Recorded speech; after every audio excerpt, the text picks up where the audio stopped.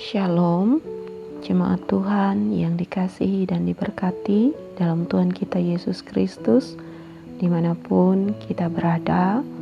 Mari saat ini kita mengambil waktu teduh sejenak untuk merasakan kehadirat Tuhan.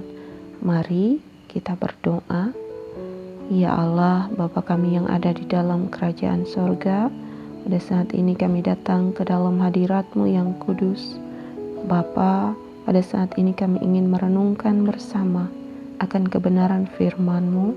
Tolonglah kami melalui kuasa Roh Kudus-Mu, agar kami dapat mengerti dan dapat melakukan kebenaran firman-Mu di dalam kehidupan kami, serta ampunilah segala dosa dan kesalahan kami ya Bapa. Di dalam nama Tuhan Yesus kami berdoa. Amin. Firman Tuhan bagi kita pada hari ini diambil dari Kejadian pasal 24 ayat 19 sampai 20. Setelah ia selesai memberi hamba itu minum, berkatalah ia, "Baiklah, untuk unta-untamu juga kutimba air, sampai semuanya puas minum." Kemudian segeralah dituangnya air yang dibuyungnya itu ke dalam palungan. Lalu berlarilah ia sekali lagi ke sumur untuk menimba air, dan ditimbanyalah untuk semua unta orang itu. Amin. Saudara-saudari yang terkasih, untuk menjadi berkat bagi orang lain, kita tidak selalu harus melakukan sesuatu yang besar. Namun, dari hal kecil dan sederhana sekalipun, itu dapat membawa berkat bagi orang lain dan diri sendiri. Seperti kisah Ribka ketika bertemu dengan seorang asing yang sedang kehausan. Ia tidak mengenal orang itu.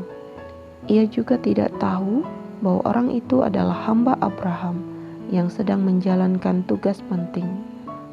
Namun ketika melihat kebutuhannya, Ribka segera memberikan air minum. Bahkan ia tidak berhenti sampai di situ. Ia berkata, "Aku akan menimba air juga untuk unta-untamu sampai semuanya puas minum." Apa yang dilakukan Ribka adalah sebuah tindakan yang menghadirkan kesejahteraan. Ia melihat kebutuhan dan berusaha memenuhinya. Ia tidak membiarkan orang lain tetap kekurangan ketika ia memiliki kemampuan untuk membantu. Disitulah kesejahteraan mulai terwujud ketika kita peduli dan mau berbagi dengan sesama. Tindakan Ribka juga mencerminkan keadilan. Ia tidak membeda-bedakan siapa yang layak ditolong. Ia memperlakukan orang asing itu dengan hormat dan penuh perhatian. Keadilan bukan hanya soal hukum atau pengadilan, tetapi juga tentang memperlakukan setiap orang sebagai sesama yang berharga di hadapan Allah. Bukankah ini yang dilakukan Kristus kepada kita? Kristus melihat kebutuhan manusia yang berdosa dan terhilang, lalu datang dengan kasih-Nya untuk menolong dan menyelamatkan. Karena itu, kasih Kristus yang kita terima seharusnya menggerakkan kita untuk melakukan hal yang sama kepada sesama. Saudara, marilah kita bercermin dari Ribka.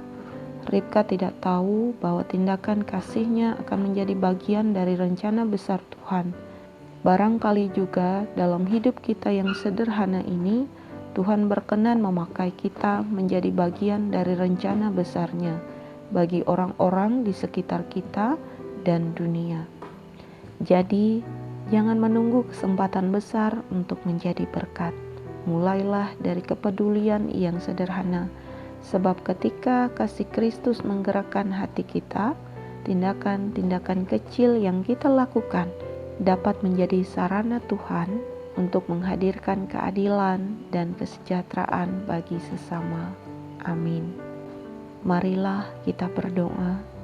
Ya Allah, Bapa kami yang ada di dalam kerajaan sorga, kami mengucap syukur dan berterima kasih ya Bapa atas firman-Mu yang mengajarkan kami untuk saling menolong dan saling memperhatikan. Seperti teladan hamba-Mu Ribka yang dengan tulus memberikan pertolongan bagi orang asing, demikian juga kami. Tolonglah kami ya Bapa, untuk membuka hati, membuka mata kami, memberikan pertolongan bagi orang-orang, bagi sesama kami, sesuai kasih dan anugerah-Mu. Bapa, pada saat ini kami menyerahkan seluruh kehidupan kami ke dalam tangan-Mu. Di tengah keadaan dunia yang semakin menakutkan, semakin menekan kami mau menyerahkan segala kekhawatiran kami akan hari ini, hari esok dan seterusnya, akan masa depan kami dan keluarga kami. Tolonglah kami ya Bapa, karena kami tidak mampu tanpa campur tangan-Mu. Bapa, ajarkanlah kami untuk tetap setia dalam meneladani kasih-Mu. Berikanlah kami hikmat ya Bapa, dalam mengelola setiap berkat yang Tuhan anugerahkan bagi kami, sehingga kami dapat memberi dengan sukarela dan sukacita. Dan tolonglah kami ya Bapa, agar dapat bekerja dengan baik. Ajarkanlah kami setia dalam perkara yang kecil, sehingga ketika Tuhan mempercayakan perkara yang besar, kami sudah siap menerimanya. Terima kasih ya Bapa, hanya di dalam nama Tuhan Yesus kami berdoa dan mengucap syukur.